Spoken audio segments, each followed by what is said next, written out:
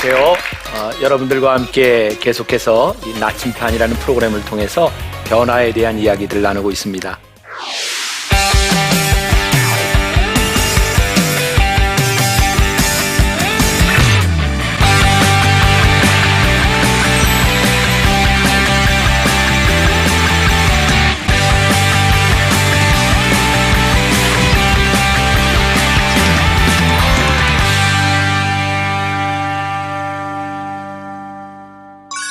두 번째 이야기인데 외로움이라고 하는 레몬을 레몬에이드로 한번 바꿔보자, 이런 이야기를 나누려고 합니다.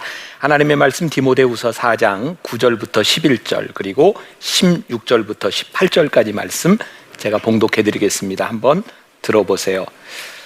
너는 어서 속히 내게로 오라. 데마는 이 세상을 사랑하여 나를 버리고 데살로니가로 갔고, 그레스게는 갈라디아로, 디도는 달마디아로 갔고, 누가만 나와 함께 있느니라. 내가 올 때에 마가를 데리고 오라. 그가 나의 일에 유익하니라.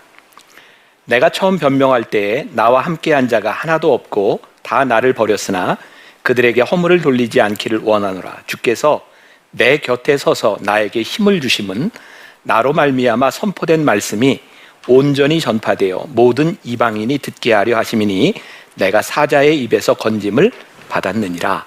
아멘. 오늘 이야기의 주인공은 사도 바울입니다. 사도 바울하면 우리들에게 굉장히 열정적인 그런 이미지를 주는 사람이기도 합니다. 여러분, 사도 바울이 어떻게 생겼을 것 같아요? 아마 제가 이렇게 책을 통해서 생각하기는 저와 비슷할 것 같아요. 사도 바울도 키가 좀 작았고요, 머리가 좀 벗어졌다 그럽니다. 근데 무엇보다도 제가 사도 바울의 이런 편지들을 보면서 저는 사도 바울을 닮고 싶다는 마음도 있지만, 어쩌면 사도 바울의 사역을 보면서 내 마음 같다는 생각이 들 때가 참 많이 있어요.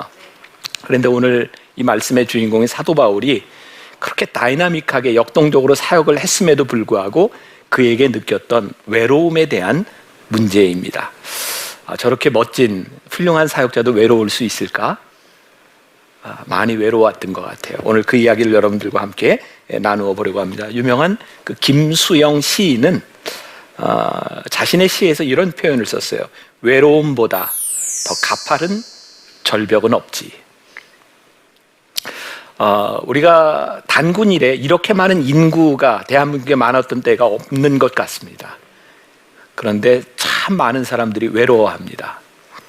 이 외로움이라고 하는 신 레몬은 사람이 없기 때문에 와지는 것이 아니라 어쩌면 깨어진 관계 때문에 우리들에게 찾아오는 외로움이 아닌가라는 생각이 들어요. 여러분들에게 물어봅시다. 외로우세요? 이거 좀 무슨 멘트가 좀 그렇다. 외로우세요? 네. 나에게 부모도 있고 나에게 남편도 있고 아내도 있고 자식도 있는데 어느 날 나에게 외로움이 찾아온다면 그것은 사람에 대한 문제가 아니라 깨어진 관계 때문이 아니겠는가. 누군가가 미워지기 시작할 때 우리는 또 외로워집니다. 우리들 속에 있는 이 외로움에 대한 이 마음, 이 레몬을 우리가 어떻게 레모네이드로 바꿀 수 있을까. 저는 남자이기 때문에 저는 교회에서 참 그런 거 많이 제가 이야기를 하는데, 기러기 엄마 아빠로 살지 않았으면 좋겠다, 이런 얘기를 참 많이 합니다. 정말 중요한 가치가 뭘까? 내 자식, 지난주에 스펙에 대한 이야기도 잠깐 했는데, 스펙을 만들어주는 게 더 중요한 일일까? 아니면 올바른 관계를 만들어주는 게 더 중요한 일일까? 내 자식 아무리 잘 공부시켜놔도 엄마 아빠와의 그 자식과의 관계가 깨어진다면 그것이 정말 옳은 일일까? 여러분, 그 뭐 옛날 얘기인데 아시죠? 기러기 아빠가 제일 무서워하는 병이 뭔지 알죠? 독감. 조류 독감 걸리면 안 되잖아. 이게 잘 안 통한다. 네, 넘어갈게요. 필립 짐바르도라고 하는 사람이 정신적, 신체적 건강에 가장 파괴적인 영향을 미치는 것이 다른 사람에게서 소외되는 것이라고 말을 합니다. 소외될 때 우리는 참 많은 상처를 입습니다. 아마 몇 년 전이었던 것 같아요. 제가 호주에 그 청년 대학생들을 위한 연합 집회를 가게 됐습니다. 갔는데 제가 사실 그때 몸이 안 좋았기 때문에 그 대회를 준비하는 측에 이런 약속을 했어요. 내가 딱 집회만 마치고 여기서 좀 쉬고 가야 됩니다. 그런데 간 김에 여기저기 일정들을 잡아놨어요. 마지막 날 저녁이 됐는데 제가 감당할 수 없는 이제 정도가 됐습니다. 갑자기 저에게 이전에 다 이제 나았던 치유가 됐던, 제가 이제 뭐 우울증도 있고 공황장애도 있고 그랬어요. 굉장히 힘들었어요. 그게 다 이렇게 치유가 됐었는데 제 체력을 지나는 일들을 하면서 갑자기 설교 전에 저에게 공황장애가 찾아왔어요. 심장이 뛰기 시작했고 제가 설교를 할 수 없는 상황에서 소파에 누워서 이제 진정되기를 기다릴 수밖에 없는 상황이었어요. 그때 제 아내가 옆에 있었거든요. 저하고 이제 신학교 동기 동창이에요. 한 번도 그런 얘기를 안 해봤는데 제 손을 딱 잡더니 걱정 마, 내가 끝까지 데리고 살게. 그러는데 내 눈에 눈물이 핑 돌더라고요. 이제 중년에 저도 이제 그런 감성 막 이런 게 좀 생겼던, 근데 너무너무 고마운 거예요. 끝까지 함께 할게. 여러분들에게 그런 이렇게 질문을 또 한번 던지고 싶어요. 정말 여러분들의 인생에 힘들고 어려운 때 여러분들의 손을 잡아줄 그 누구가 여러분들에게 있는가? 내가 너와 함께 할게. 오늘 이 외로움의 주인공이었던 사도 바울을 보면 정말 그를 힘들게 했던 것은 그가 사랑했던 사람들이 떠나간 것이었어요. 나와 함께 사역하던 이 사람이 떠나가고 또 떠나가고, 사역자에게 있어서 이게 얼마나 아픈 일이었을까. 여러분 혹시 옆집 사는 아저씨가 이사 간다고 막 마음이 아파요? 그러면 좀 관계가 좀 문제가 있는 거예요. 옆집 아저씨가 이사 간다고 절대로 우리들의 마음 아프지 않습니다. 아무리 옆집에 살아도. 그러나 아무리 멀리 떨어져 있는 사람도 나와 함께 동역하던 그 누가 나와 틀어진다고 하는 것은 굉장히 마음이 아픈 일입니다. 외로움은 많은 사람들의 관계에서 일어나는 것이 아니라 지금 나와 함께하고 있는 사람들과의 관계에서 일어나고 있다는 사실. 그래서 저는 외로움을 이길 수 있는 참 중요한, 제가 이제 이따 이야기를 더 하겠지만, 일 중에 하나가 우리들이 진정한 관계를 만들어가는 일이라고 생각해요. 제 삶을 바꿔놓았던 한 가지 중요한 터닝 포인트가 있어요. 제가 대학교 4학년 때 제가 도서관에서 공부를 하고 있는데 학교 직원이 저를 찾으러 왔어요. 혹시 이런 사람을 아냐고. 알죠, 내 베스트 프렌드인데. 그 친구의 학적부에도 제일 친한 친구로 제 이름이 쓰여져 있었어요. 근데 그 친구는 중간에 군대를 갔고 그리고 복학한 상태였어요. 저는 4학년 졸업고사를 준비하고 있느라 늘 도서관에 있었고, 이제 3학년에 다니고 있는 그 친구는 이제 4대 독자였기 때문에 소위 이제 방위로 이렇게 마치고 와서 공부를 하는데, 친구가 없이 외로웠던 것 같아요. 근데 저에게 가평에 있는 경찰서를 가재요. 왜 가냐고 그랬더니 한 젊은 청년이 기차를 타고 가다가 투신 자살을 했는데 가서 좀 확인을 해야 되는데 그 학적부에 제 이름이 있다는 거예요. 제가 가평경찰서에 갔을 때 시신은 찾을 수가 없었고 그 친구의 가방, 도시락 가방과 책, 분명히 제 친구의 것이었어요. 누군가 사람이 철교를 지나갈 때 뛰어내리는 것을 봤대요. 그리고 나서 제 마음이 너무너무 아팠어요. 내 가장 친한 친구, 그 친구가 죽을 만큼 힘들었는데 나에게 한마디도 이야기하지를 못하고 죽었다고 하는 게 저에게 너무너무 가슴 아픈 일이었어요. 제가 완전하게 지키지는 못하지만 그때부터 저에게 이런 마음의 하나의 신조라고 할까? 내가 만나는 사람에게 내가 최선을 다하자. 그리고 누군가가 나를 떠나간다면 할 수 없지만 내가 그 사람을 먼저 떠나가는 일이 없도록 살자. 물론 이게 얼마나 힘든 일인 줄 알아요. 그리고 어쩌면 지금 있는 이 젊은 여러분들보다 제가 더 힘들 거예요. 저는 관계된 사람들이 많으니까 어떻게 모든 사람들에게 최선을 다할 수 있겠어요. 그러나 누군가가 나와 가장 사랑했던 친했던 사람이 그 외로움을 이기지 못하고 그냥 없어진다고 하는 것은 얼마나 슬픈 일이겠는가. 누군가의 레몬은 나의 레몬이 될 수 있고요. 그리고 내가 누군가에게 레모네이드가 된다면 그 사람도 나에게 레모네이드가 될 수 있지 않을까. 저는 요즘 젊은이들이 결혼을 하면서 참 힘들어하는 이유가 딱 한 가지라고 생각하거든요. 전부 좋은 사람을 찾습니다. 그래서 결혼하기가 힘들어요. 모두가 좋은 사람을 찾습니다. 그런데 좋은 사람이 되려고는 안 해요. 저는 우리 청년들에게 그런 얘기를 요즘 참 많이 해요. 좋은 사람을 찾기 전에 내가 좋은 사람이 되면 너에게 좋은 사람이 나타날 것이다. 이 사회와 우리들을 바꾸어 줄 수 있는 정말 놀라운, 레몬을 레모네이드로 바꾸어 줄 수 있는 것이 우리가 누군가에게 먼저 좋은 사람이 되고 누군가의 외로움을 해결해 주는 사람이 되어야 하지 않을까. 여러분, 외로움이라고 하는 것은 우리가 실패자이기 때문에 그래서 찾아오는 것만은 아닌 것 같아요. 사도 바울에게도 외로움이 있었고, 유명한 정말 최고의 선지자였던 엘리야, 여러분 열왕기상 17장 18장 놀라운 스토리가 있죠.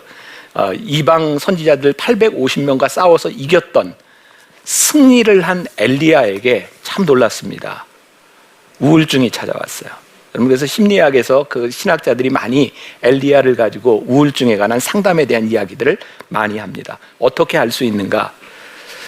엘리야가 그 싸움에서 승리를 하고 비가 오고 놀라운 기적을 일으켰는데, 엘리야는 어디로 가요? 저 광야로 들어가서 하나님, 저 죽고 싶습니다 라고 이야기를 합니다. 아마 우울증이었던 것 같아요. 너무너무 외로웠어요. 승리했지만 그와 함께 해주는 사람이 없는 것 때문에 너무너무 외로웠어요. 그때 엘리야를 하나님이 이렇게 보듬어 주세요.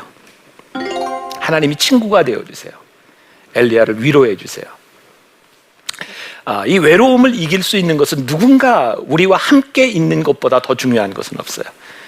함석헌홍이 이야기했던 정말 진정한 사람? 근데 사람 가지고 이 문제가 해결이 될까요?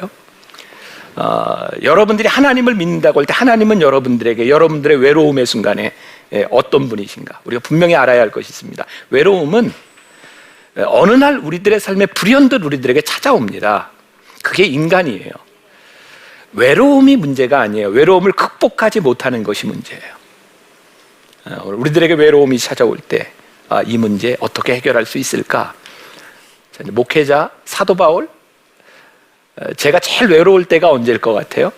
여러분들 생각하기에 제가 제일 외로운 순간이 크리스마스 때, 그리고 송구영신 예배가 끝났을 때입니다.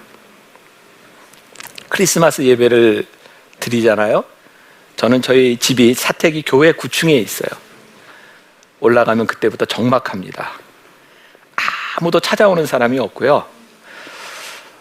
특히 신정 때가 되면 정말 찾아오는 사람이 없습니다. 이유가 뭔지 아세요? 교인들이 목사님을 귀찮게 해드리지 말아야 되겠다고 해서 아무도 안 찾아와요. 나는 아무 데도 갈 데가 없어요. 가끔 이렇게 교인들이 많은데 나에게 찾아오는 저 외로움, 너무너무 적막해요. 송구영신 예배를 2번을 드리고 새벽 1시, 2시가 넘어서 방에 딱 들어갔을 때 찾아오는 외로움, 정말 많은 사람들에게 둘러싸여 있는데 정말 그 교회를 다 빠져나간 그 빈 자리에 혼자 지키고 있는 그 외로움, 이것도 제가 평생 지고 가야 되는 그런 문제일지도 몰라요. 만약 제가 사람을 보고 살아가고 사람이 제 목회의 중심이 된다면 어쩌면 저는 외로워서 못 견딜지 몰라요. 그리고 목회를 하다 보면 이사를 가거나 떠나가는 사람들을 바라보며 얼마나 마음이 아프겠습니까? 오늘 사도 바울은 죽음을 앞두고 죽음을 기다리며 이 편지를 쓰고 있는 거거든요.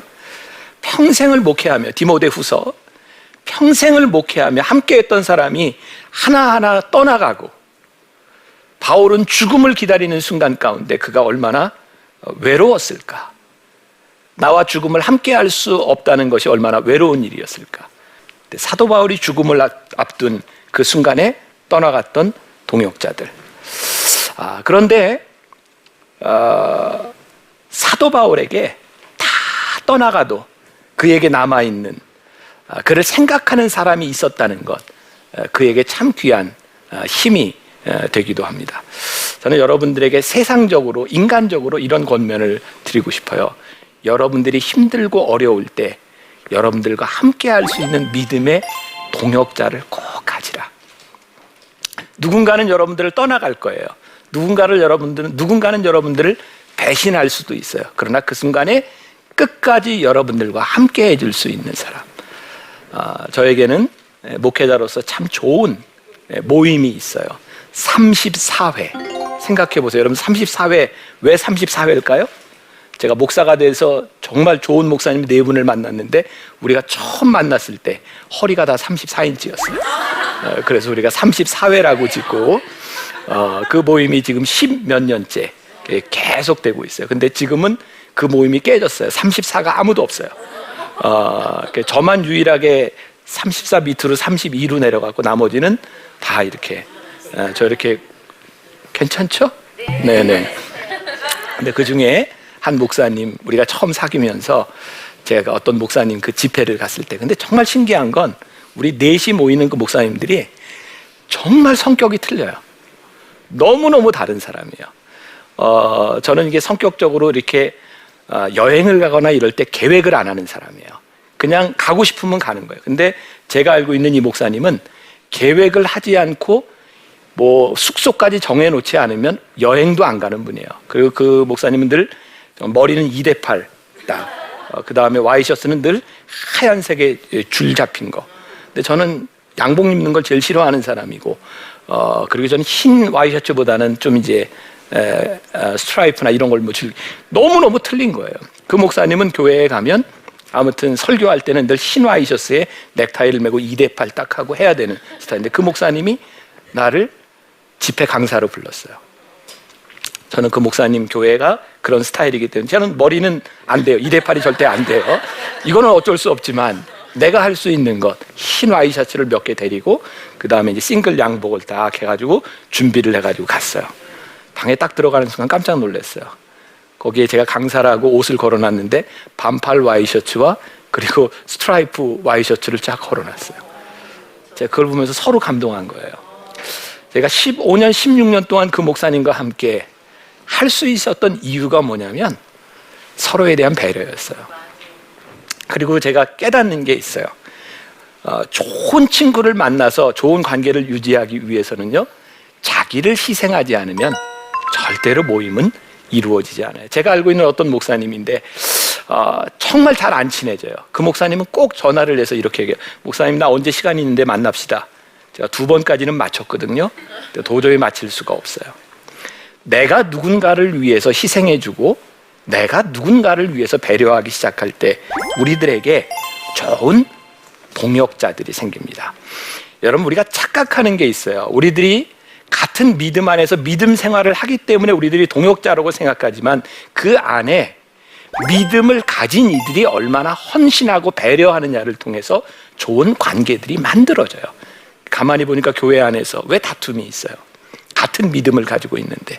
그래서 믿음 플러스 굉장히 중요한 게 우리들에게 성품에 대한 문제고 인격에 대한 문제예요.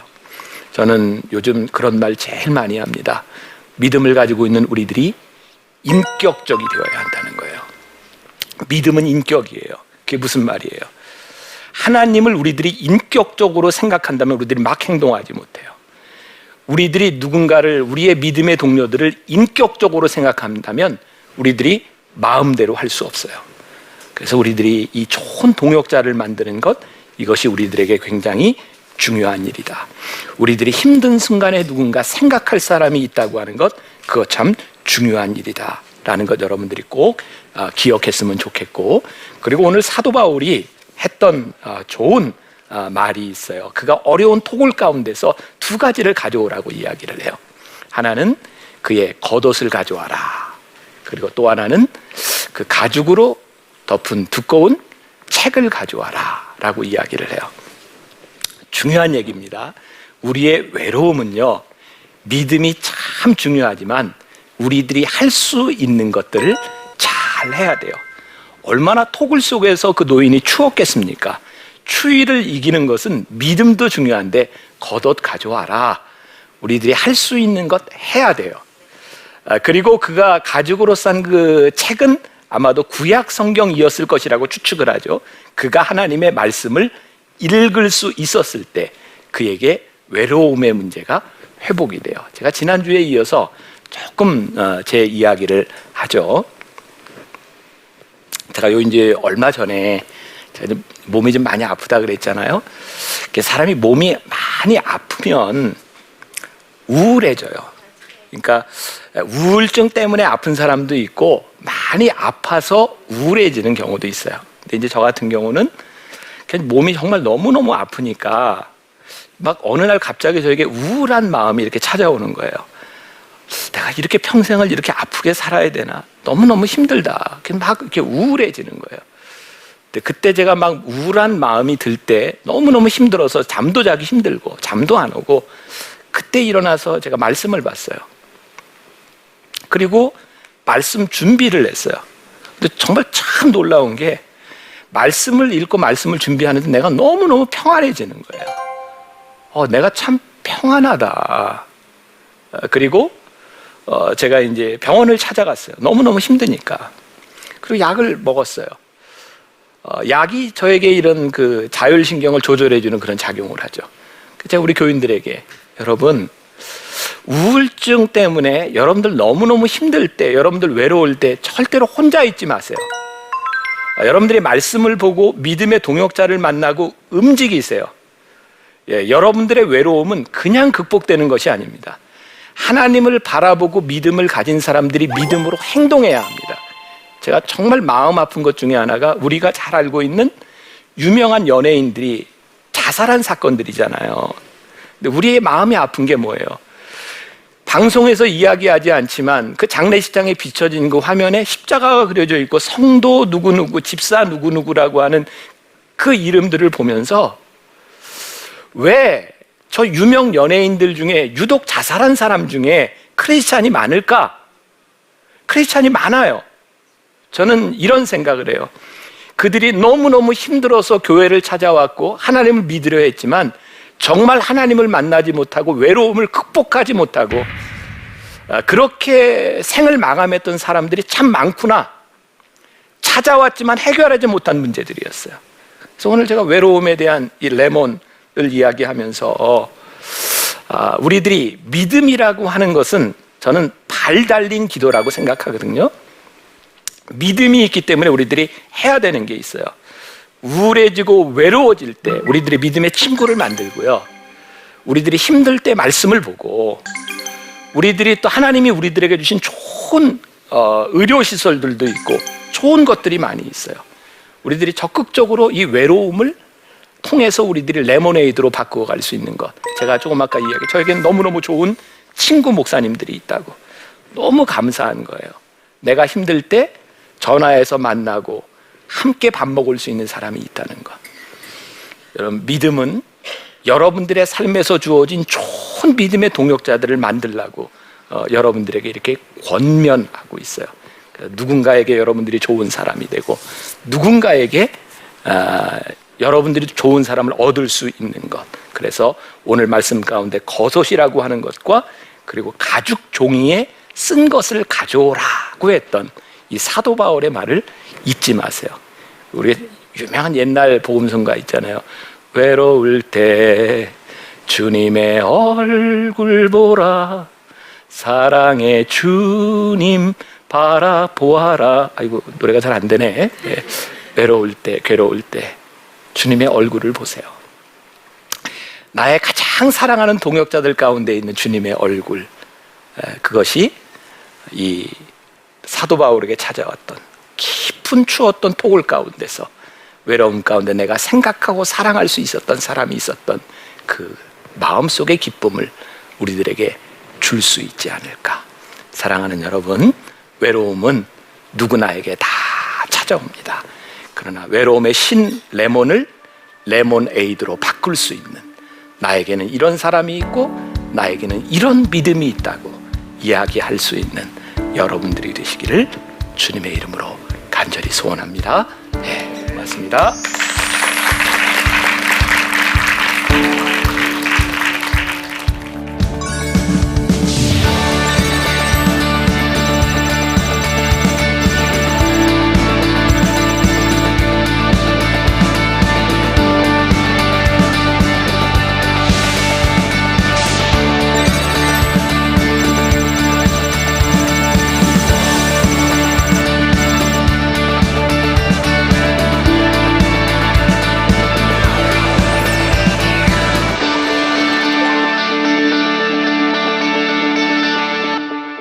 첫 번째 질문입니다. 목사님, 신앙생활을 하다 보면 외로움을 느낄 새도 없이 교회 일에 앞장서는 청년들이 많은데요. 나이는 지긋하지만 연애나 결혼보다 하나님 일에 더 열성을 내며 혼기를 놓친 형제 자매들을 많이 보게 됩니다. 좀 더 자신의 짝을 만나기 위해 노력하는 것이 맞는지, 아니면 하나님의 때가 되면 자연스럽게 주시는 것인지 궁금합니다. 궁금하세요? 제가 우리 청년들에게 말하는 걸 얘기할게요. 저는 진짜 답답한 청년들이 기도만 하는 청년들이에요. 기도하느라고 누군가를 만날 시간이 없어. 그래서 제가 그럽니다. 기도만 하지 말고 가서 만나야 얘기가 되지. 여러분, 하나님은요, 우리들에게 정말 사랑하는 사람을 주시기를 원하시거든요. 이 사랑은 우리의 감정을 타고 와요. 그리고 우리들이 그 사람을 정말 사랑하고 그 사람이 하나님께서 나에게 주신 사람인지 우리들은 알 수 있는 능력이 없어요. 그래서 경험이 필요한 거예요. 저는 청년들에게 주로 교회에서 연애해라, 저는 이런 얘기를 정말 많이 해요. 교회에서 만나고 교회에서 연애해라. 그러나 연애하는 동안 지켜야 될 도덕적인 윤리적인 것을 잘 지켜라. 그래서 만나고 헤어지는 것이 부끄러움이 없도록 연애해라. 저는 연애를 많이 주장합니다. 많이 하라고 합니다. 그리고 기도만 하지 말고 미팅을 좀 많이 해라. 만나라. 그리고 적극적으로 좋은 사람에게, 제가 이런 얘기하면 어떨지 모르지만 저는 저희 교회 청년들에게 하는 얘기예요. 좋은 사람이 생기면 꼭 놓치지 말고 고백해라. 고백을 하지 못하고 평생 후회하는 것은 바보나 하는 짓이다. 차이더라도 고백해라. 우리가 조금 적극적일 필요가 있고요. 우리들이 하나님 앞에서 윤리적으로 잘못되지 않는 적극적인 삶, 그리고 좋은 사람을 만날 수 있는 기회, 저는 그게 교회 공동체가 가지는 굉장히 중요한 장점이라고 생각해요. 그래서 기도하고 가만히 있지 말고 기도하고 만나라. 그러면 하나님이 좋은 기회도 주실 것이다. 때는요, 움직이는 자에게 찾아오는 것이에요. 굉장히 은혜가 된 것 같아요. 네. 자, 두 번째 질문. 목사님, 목회를 하시다 보면 정작 목사님도 외로움, 고독감을 느끼실 때가 많으실 것 같습니다. 그럴 때 목사님께서는 어떻게 극복하시는지 궁금합니다. 솔직한 얘기를 좀 할까요? 네. 저는 그렇게 홀리하지를 못해요.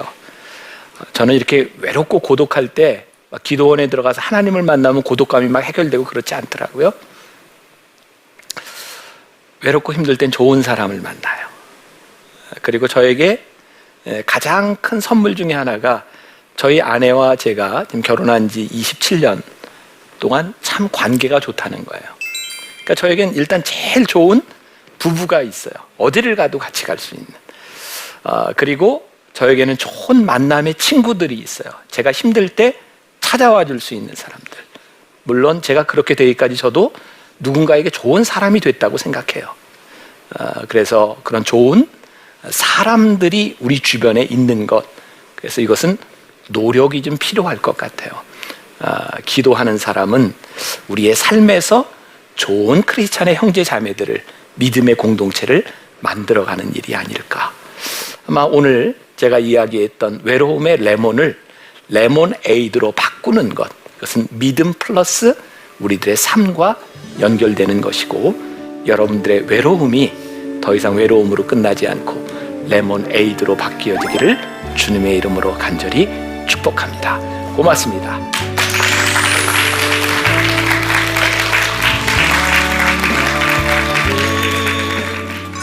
예수님께서 당신의 교회를 가리켜 자신의 신부라고 말씀을 하십니다. 자신의 신부일 뿐만이 아니고 하나님께서 피로 값주고 사신 교회라고 말씀을 하십니다.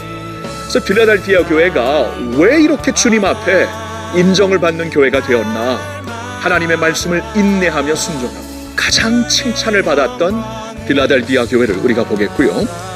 근데 우리는 생각을 해봐야 되겠죠. 우리가 과연 주님께서 진정 원하시는 교회가 되고 있는가? 하나님 한 분에게 박수를 받아야 되는데 혹시나 사람들에게, 이 세상에게 박수를 받으려고 하는 교회가 되지는 않았는가? 우리 자신을 좀 돌아볼 수 있는 시간이 되었으면 좋겠습니다.